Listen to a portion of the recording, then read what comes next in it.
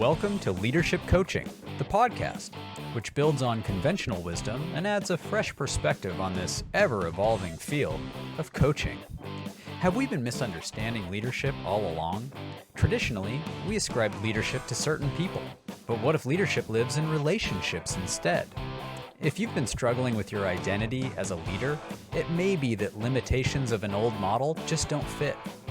Join leadership coach Dr. Martin Kettlehut and results coach and certified IFS practitioner Bill Tierney as we discuss the nuances of leadership as relation.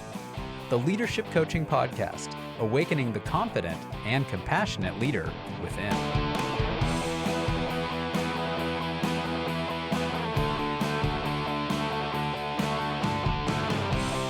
Hello, everyone, and welcome back to the Leadership Coaching Podcast with me, Martin Kettlehut, and my accomplice here, Bill Tierney, who is a certified IFS practitioner.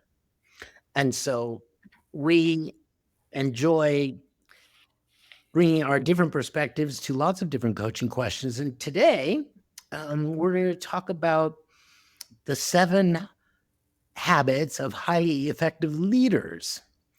Many people have heard of the book 7 Habits of Highly Effective People. It was written by Stephen Covey a number of years ago. I'd have to look up the exact date, but this is a play on that.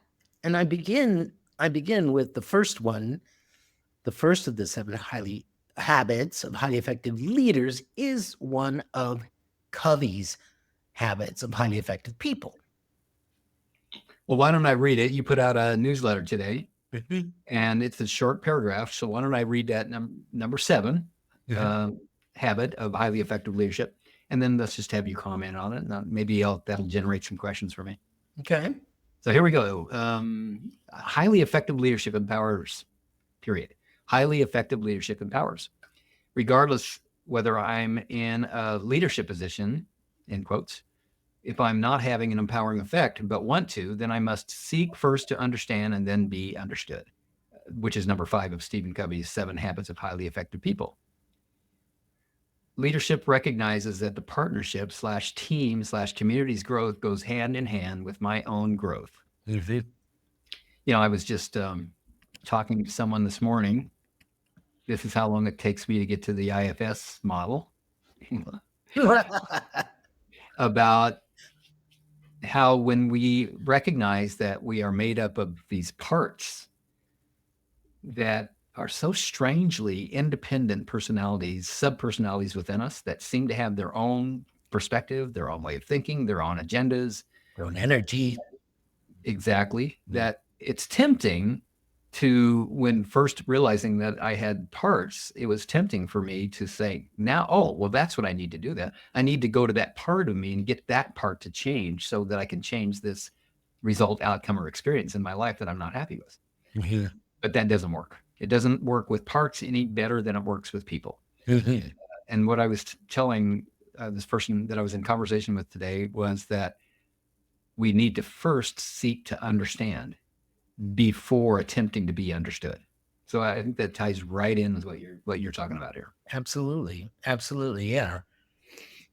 And I think this goes against, and that's right, not exactly the energy I want in that phrase. It might serve as a kind of wake up to many of us, myself included, who have been taught to generally think of leaders as being the ones who we need to understand, like they've got all the goods, right? We just need to understand them.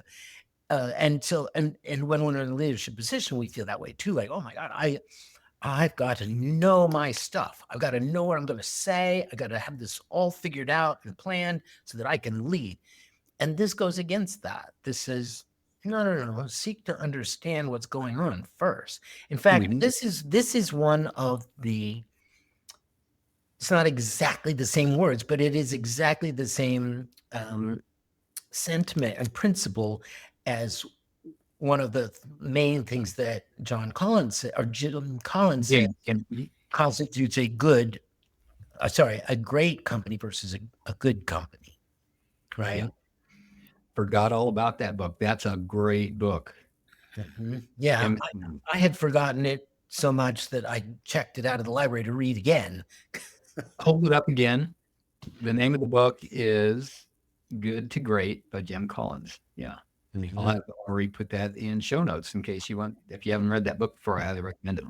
Yeah, because the guys who come in as CEO and say, "Look, we're going to do it this way," or "I really like this, I want it this way," that sort of pre-arranged agenda doesn't lead to great companies. I have a client who I just spoke to this week who always talks to me about the stuff that's going on in relationships for him, personal relationships.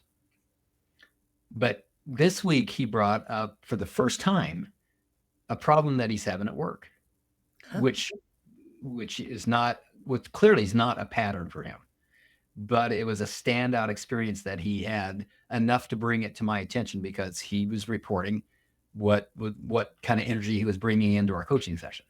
Right. And he was surprised, he said, and reported that he had an interaction with his boss. This guy's an engineer. He had an interaction with his boss who said, "I want you to do this, and I want you to do it in this way, and I want you to do it by this time." And his response was, "Well, that doesn't make sense. Why would I? We've been doing it this way. This is why we do it this way. This is what works. And this is how long it takes to get to do it. So now you're coming to me today and telling me you want me to change that. Tell me why. Why does it make sense to change that?" What? And the boss said, "None of your business why, because I just say to do it. Do it because I'm your boss and I say to do it." Well, you can imagine that this did not land well for my client. Right. Yeah. And it's like the power that's available in working together just got destroyed. Like now you've got a split nation, so to speak. He isn't bought in. He isn't informed. He's supposed to just be a machine that does what the boss. Like, this is very destructive. Yes, it is. And it's going to take some repair in order for this to be renewed. Now, fortunately, my client tells me he's got a good relationship with his boss. There must be something odd going on that he's not privy to yet. But what he did in his wisdom, my client said, "I need to take a break from this conversation. I don't like the way it's going, and I don't like the way I'm going to react if I stay in it. So I'm going to take a break away from it. I'm not going to do what you just asked me to do, and let's pick this up again tomorrow." And I'm real interested to hear how that goes. But of course, if this particular leader, his boss, were to be practicing habit number 7, seek to understand before seeking to be understood, or rather than being understood, that conversation would have gone dramatically differently. Yeah.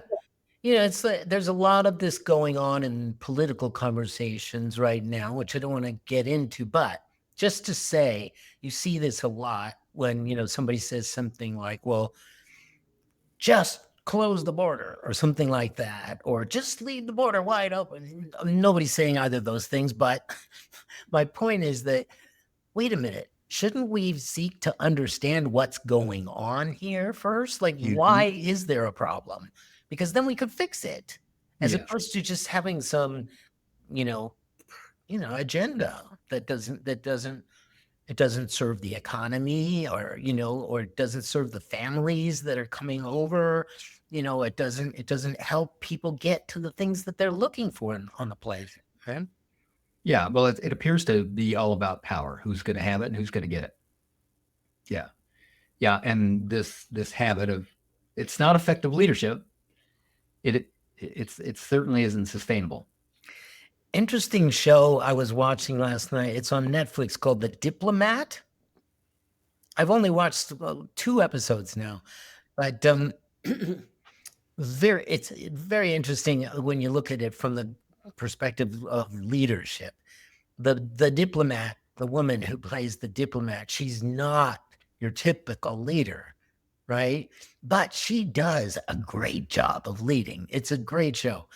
And so there was just to make a long story short, in the episode I saw last night, the president of the United States in this show wants her to do something that is, just not in her integrity. She's not going to do it. And so she says, I'm out of here. Like, I'd rather lose the job. But the president finds a way, through other people to get her to say yes to it. And then he's going to take off in this helicopter, Air Force One, to go on to do something else. And before he leaves, he runs over to her. There's all this helicopter noise going on. And he yells in her ear, "I heard that you said you were going to quit. I hate that shit. Don't do that anymore." Like, that's going to make her want to serve under. Right. By the way, I agree. It's a great show. It's been about a year, I think, since I've watched it, but you're right. It's very well done. Yeah. Shall we move on to number 6? That was number 7. Sure. I wish I could do the Casey Kasem voice. And number 6. You did. As soon as highly effective leadership senses the slightest disintegration of the symbiosis between work and life, it immediately corrects course. You cannot work well if you have no quality of life from which to draw integral strength. Work-life balance. Yeah.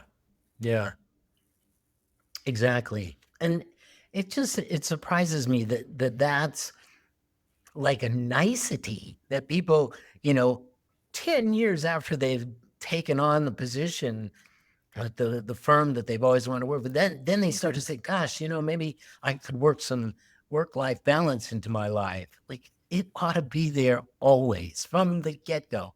Same thing with new people in the workforce. They're like, well, I had to take the job and I'm working 70 hours a week and, but eventually I'll be able to get some balance back in my life. Like, don't take that job. So what would cause someone to take on that attitude or that belief that they have to, that they can't do self-care?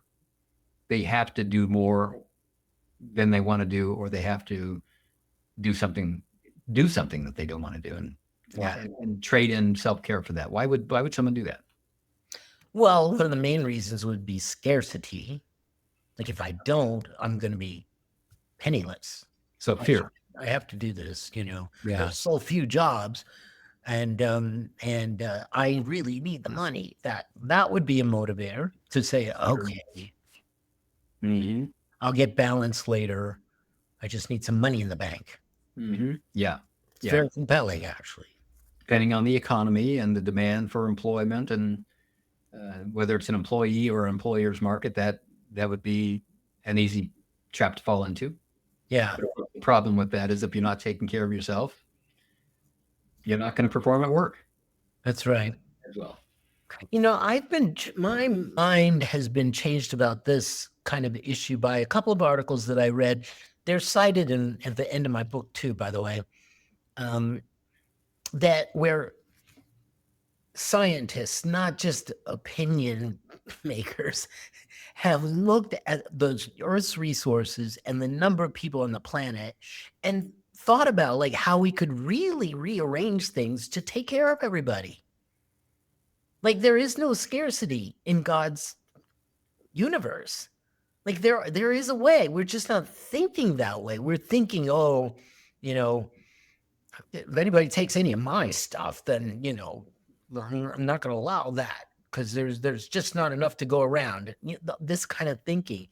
And all we have to do is shift the way we think. And we could all, be like Matt Damon on Mars. We'll find a way,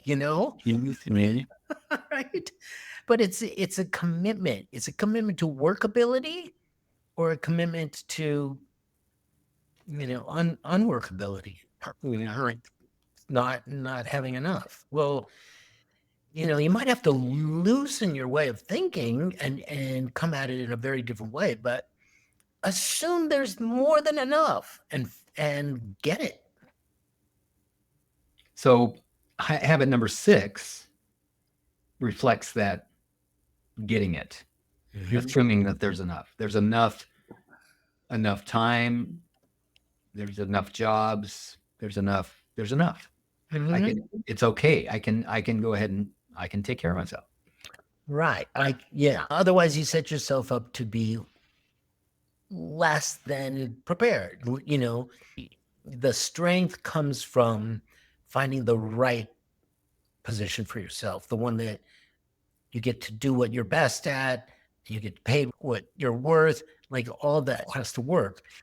But if you're over capacity and not paid enough, it's just, it'll last a couple of days, but then it's over. It's not good. You're not going to be able to say that you will be unhappy, stressed out, die early. Like, why? So it's an inefficient strategy, which again reminds me of IFS and parts. Protectors share with other parts within the system common beliefs, and such as scarcity. And based on, like, if the belief within a constellation of parts that is working together is there's not enough, then a protector might step in and say, well, then what there is to do is make sure that you shine above every other potential employee out there. You shine by putting in more hours, by going the extra mile, by being the last person to leave the office, by doing any job that is demanded and needed, and being the first one there in the morning, and always being reliable, and just being the best employee in that way. Of course, and this is true of burdened parts of a system too, that the strategy often produces just exactly the opposite of what it's designed to accomplish. Right. I'm going to put all these hours in so that I can keep this job and get myself security. You mentioned just a moment ago, but if there isn't enough money, and if you're putting in too many hours, I don't know if that there is enough money to justify giving away the quality of life in order to trade it in for security. And in the end, the security's lost anyhow, because you've lost your health, you've lost your self-respect, and you're probably going to lose your job because you're going to be operating outside your capacity and not be able to keep up what you trained your boss to expect that they can get from you. That's right. Yeah. I mean, I grant you it might take a little creativity, but get with your people, get with your friends, and get brainstorming, like get creative. There's no reason anybody should have to be suffering. Shall we go on to number 5? Okay. Highly effective leadership defines success in terms of alignment with true self. As you know, I love this one. Alignment with true self, bringing that quality that is one's most essential nature and purpose in this life to whatever one does. And then reference pages 78 through 80 of your first book, Listen Till You Disappear, to learn how purpose-driven leadership saves time, money, and stress while engendering enjoyment, connection, and freedom. You want to talk about that one? Yeah, I mean, one of the first things that I'm trying to distinguish there is oftentimes success is something external and abstract, like a number, 8 million, right? Or something like that. And this is very different. This is saying, no, success is when things are working. When you get to be yourself, right? When you get to be with the people that you want to be with, this alignment of who you are and what your true self needs and wants, that's what's going to make the $8 million appear, right? Because you'll have the right energy, you'll be well connected, like all the things that your true self needs to flourish will be present, as opposed to making the goal, the $8 million at any expense, right? Your integrity, your relationships, your health. Like, it's, you have a choice. You can either be true to self, and that $8 million comes, out of the harmony that you have created with your world, or you can rip yourself apart and your family and your community in order to get to that 8 million. Well, and another way additional prism to look at, lens through which to look at this is that the 8 million that you're pointing at is predetermined as what it will take to achieve something. So I think I'm going to need 8 million in order to feel or experience or accomplish this. What I am finding and continue to find both in myself and with my clients is that if I can find my way or help my clients find their way to their true authentic self, now they're able to tap into innate resources that are otherwise inaccessible.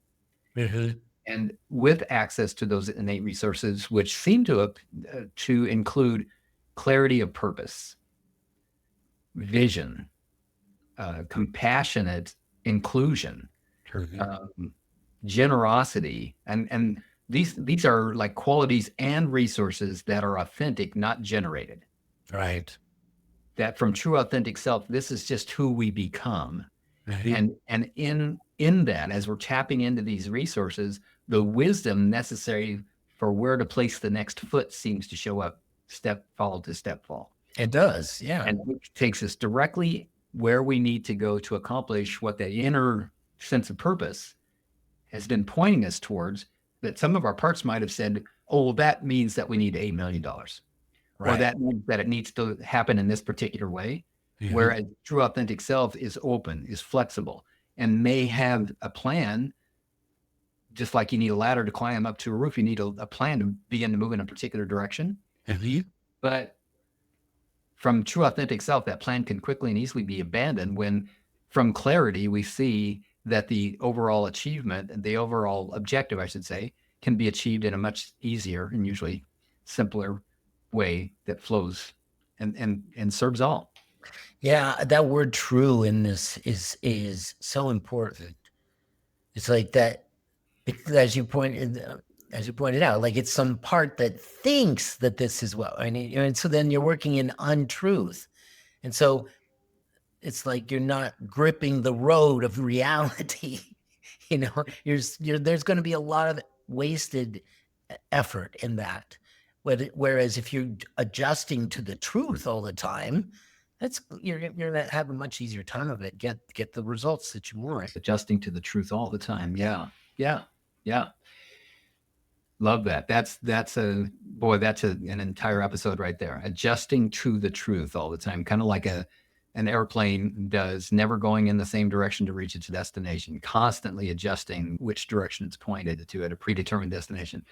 There's a lot that goes into that, of course. The earth is moving. It's not going to be in the same place as it was when we left. Right. So we have to continue to make adjustments.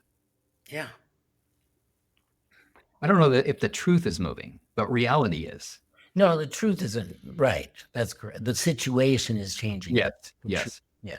Yes. Anything more you want to say about that? I think that some people are afraid to commit to this habit because they think that they're going to wind up being poor. And they're not convinced by the argument, well, what if you're poor but fulfilled? They want the money too. Right. And that's part of what is fulfilling for them. And so I think it's important to stress there's a hard way to get there and an easeful way to get there. I'm looking behind me, but I realize my copy of your book is in the other room. Leadership as Relation. Yeah, I have a copy handy. Yes, I'm not surprised by that. And I'm just thinking of your chapter on money, written by money. Yes. Really well done. And money makes just this excellent point. I am not the end, essentially, is what I got from it. I am not the objective. I am the means to whatever objective it is that you're trying to achieve. I exist only because the idea was that I was supposed to make it easier than having to haul, stacks and stacks of buffalo hides across the country in order to exchange it for a can of beans. Exactly. Well said. Yeah. All right. Shall we move on to number 4? Okay. Yes. Number 4, highly effective leadership concentrates on, in quotes, knock your socks off service, end quote. In Ron, how do you pronounce his last name? Zemke. Ron Zemke's more than a quarter-century-old words. Trust the habit of serving all of life Maybe there should be a that in there. Trust that the habit of serving all of life. All right. Trust that the habit of serving all of life will attract the right relationships, mend any mistakes permanently, respond to everyone's needs, including your own, and leave the world in better condition than you found it. Mm-hmm. Knock your socks off service. Did you ever read that book? That was, I did not. I see. That was required reading when I first left the academy and went into business. Everybody's like, you have to read this book. This is, this is like Leviticus. You have to read it. That's the name of the book. Coaching. So we got Knock your socks managing. off service. That's the name of the book. That is it. Knock your socks off service. Service recovery. The service edge. Service America. Coaching. Knock your socks off service. Managing. So there's a whole series of books around this. Looks like they began in 1985. And Ron appears to be a real geek. Not a criticism. It's so true, though. I mean, whenever I get into a bundle, like I get a little misled, like I want to get more out of the deal, or I don't know whether to tell the client what I think they should do rather than having them generate it, or all kinds of these sort of coaching eddies that we get into, right? Out of the flow and into a circle. Service is always the answer. Just go serve, and it will turn out best. Be of service. Yes. You know who else writes about this is Rich Litvin and Steve Chandler in The Prosperous Coach. Mm-hmm. That's essentially the message of that book is go serve your client, go serve your prospects. Then everything else will get handled, with respect to that. It's when you're not serving that the problems arise. Mm-hmm. Mm-hmm. Yeah, this is the paradox of an earlier principle that you laid down here, which is self-care. It looks a little bit like self-care, but it's not that. That's not what we're talking about. In other words, what I'm hearing from you is that when the priority is placed on what am I getting out of this interaction, what am I getting out of my participation in this relationship, then that's when things go sour. Whereas, how can I serve to a point? I mean, we can also get into codependence here pretty easily. Your needs are more important than mine is not true. Yeah. What's true is I've got to meet my own needs to the best of my ability so that I can serve you as well. If I'm not serving myself, I can't serve you. That's true. That's true. Yeah. But if that baseline is being met, if I'm getting enough sleep, if I don't have to worry about shelter over my head or food on my plate, if I'm doing everything that I can to provide for me and for my own, now that's off my mind. It's not occupying any of my inner resources that otherwise could be used to serve you. I mean, because you always want to be able to walk away from a transaction, being able to say, well, I served the client. And so, right, because if there's any way in which you're holding back or trying to get more or something like that, and it's not serving, then they're justified in not paying you or working with you, you know. Right. And if you do serve them first, if that's then they're going to be happy. They're going to refer you. They're going to come back more, like all the things that you want. That's right. Okay. Anything more you want to say about knock your socks off service? Just an inquiry that starts going in my head. Like, to me, this is super obvious because it feels to me like it's just the Christian way of living. And I was raised Christian. And so I'm sort of asking myself to go do some research about, is it also the teaching of the Islam, that to serve for? I mean, it might be because people give their lives for Allah's sake. It might very well be universally true as well, not just Christian. But I was taught this principle by my religious upbringing. Now, not to knock any Christian or other religion upbringing. However, I didn't really get this principle until I got my first real job, part-time after school at Rosar's, which is a local grocery store chain based out of Spokane, Washington. I lived in Great Falls, Montana at the time, and felt like I had won the lottery when I got that job. Getting $1.85 an hour in 1972, I think it was, after school. And what Rosar's taught their employees was this principle: knock their socks off with your service. Smile. Oh, and that was so hard for me to do. You know, I'm a 17-year-old kid and I'm completely intimidated by people. I don't want to look anybody in the eye. I'm scared to death of people. And Jim Ledbetter, the store manager, taught me to make eye contact with people, smile, and say something like hello. Believe it or not, Marty, that was one of the hardest things for me to do. I would rather just bury myself in a pallet of peas and stock shelves all day long and never have to look at anybody. Yeah. But teaching me how to do that, something changed inside for me when I realized how people responded to being served in an authentic and sincere way. Yeah. This is the last and great point. You serve others and you will be served. You know, it's contagious in the best way. As long as you're not serving them so you can be served. Right. That's true. That's true. What I mean is you serve others and you will be taken care of. Yes, that's been my experience. Which is, you know, it's very different from that. I got to get mine first and I'm not going to share kind of attitude. Yeah. Which just spreads more selfishness, whereas service spreads service. Scarcity and competitiveness and comparison. Yeah. All of that. Yeah. So we're down to about 10 minutes here. We've got 3 more principles to go through. Okay. Number 3 is reactivity is the enemy of forward motion. And it is for this reason that highly effective leadership is always working a well-designed plan, bolded, the word plan bolded. If a plan is to produce the desired results, then along with a strong vision, conditions of satisfaction, practices, and conversations, all arranged on a doable timeline.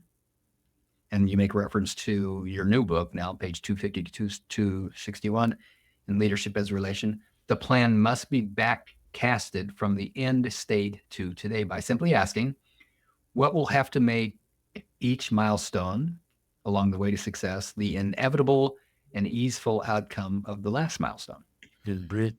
So this is basically those 3 episodes that we did with Nora Edelstein were all about the project design.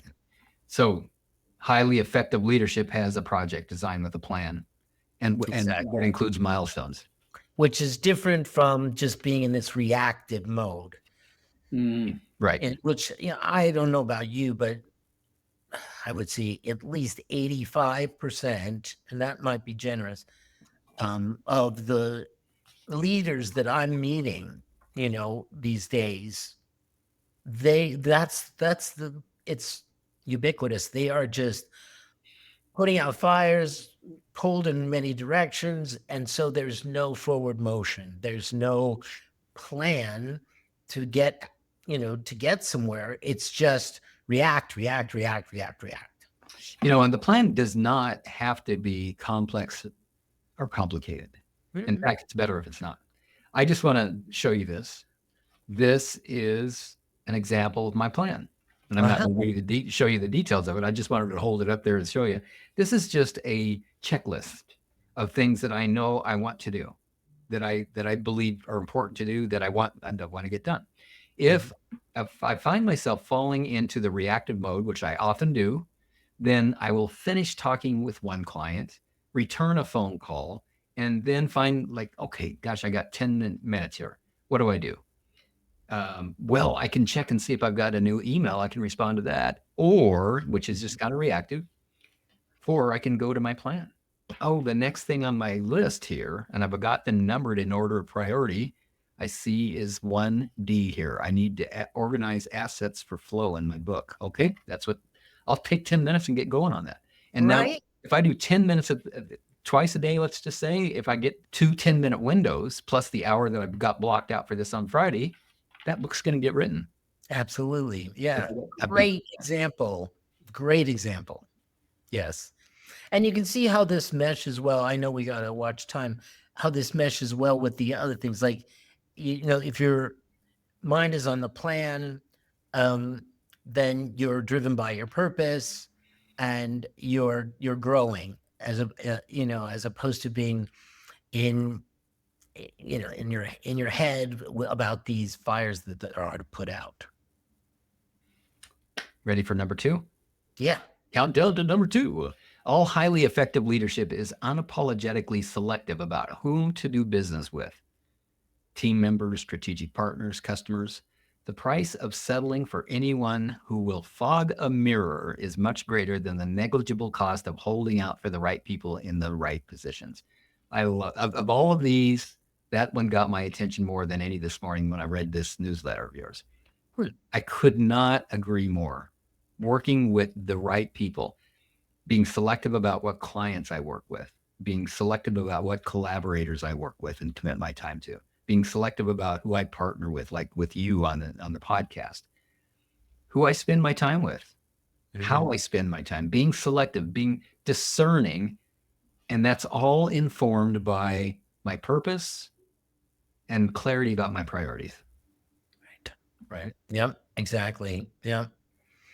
I mean, there's a lot more to say about this, but I just want to, the last thing I would say is that, I think a lot of these are about prioritizing quality over quantity, over, the quality of life over the number of great experiences or the number of dollars in your bank. It's that I see that as a common theme to a lot of these habits. And so this one, it might take a little trust, but if you hang on and wait and really, do your due diligence and get the right people working for you, doing the right things for them to do, it'll save you years of frustration and money and time. And to get to that point sooner, my experience is that I need to do whatever work is required for me to have the clarity to know who that is, to know what it is that I need from them, to know what those values need to be and how they need to be aligned, so that when they show up, I recognize them. And when someone else shows up, I recognize they're not a fit. And it's so much easier for me to say, no, this doesn't look like it's a good fit. Yep, exactly. And it's, by the way, I just remembered, this is another one of the points that Jim Collins makes in Good to Great. Get the right people, the first time I heard this was when I first went into business. I know we're short on time. We're okay. We got one to go. And I didn't know much about business at all because I had been an academic. And to learn, I started interviewing. I interviewed people who were successful in business to just learn, And one of them was a distant uncle of mine. So our great grandmothers were sisters, and he had a tool and die business in Detroit. And,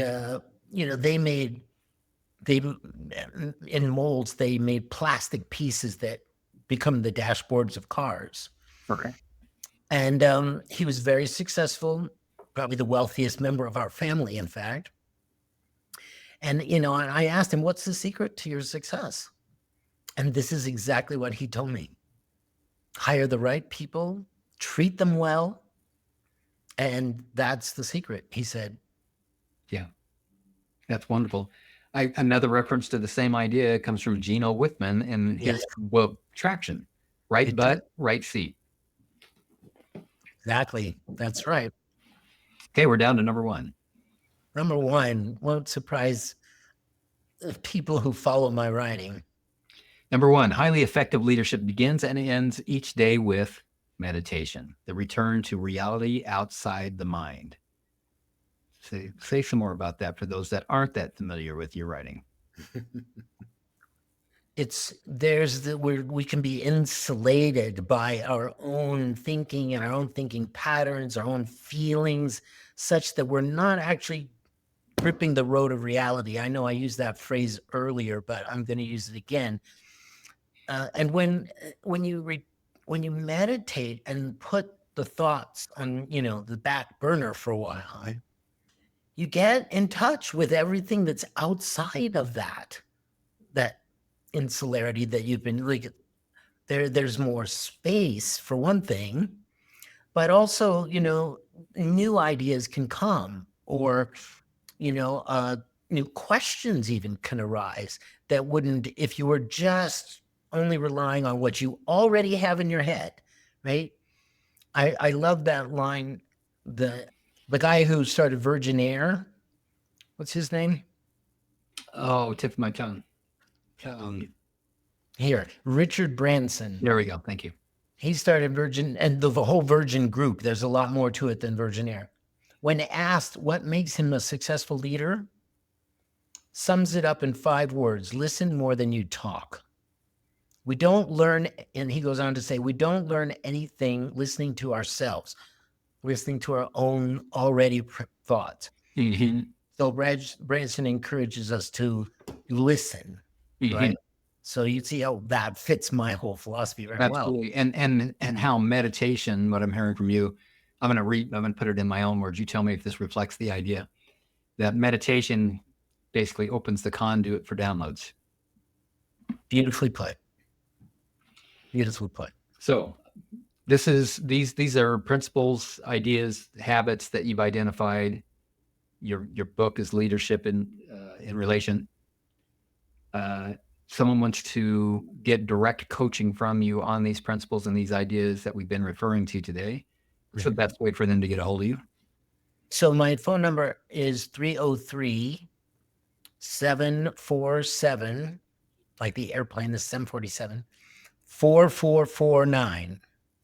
And you work out of Colorado, however, you see many of your clients via Zoom, so all over the world, yes? Yeah, and that telephone number itself is a Skype number, so no matter where I am in the world, you only have to dial Colorado. But the other way to get in touch with me would be to go to my website, listeningisthekey.com, and you won't be on the website for more than 5-10 seconds, and a little pop-up will say, schedule an appointment with Dr. Kettlehead, and you just click on it. Mm-hmm. Okay, Doc. Sounds good. Great conversation. Great article this morning. I'm so glad we decided to talk about that today. Thank you for entertaining it. Take care. That concludes another episode of the Leadership Coaching Podcast. We hope you found inspiration and valuable insights to fuel your leadership journey. Remember, true leadership is not about you. It's about empowering others. Take your insights to heart and cultivate a mindset that will transform leadership from within your business, organization, or community. Thank you for joining us on this quest to leadership excellence. Don't forget to subscribe and stay tuned for our upcoming episodes, where we explore leadership as relation. Until next time, remember that you have the power to lead with confidence and compassion from the inside out.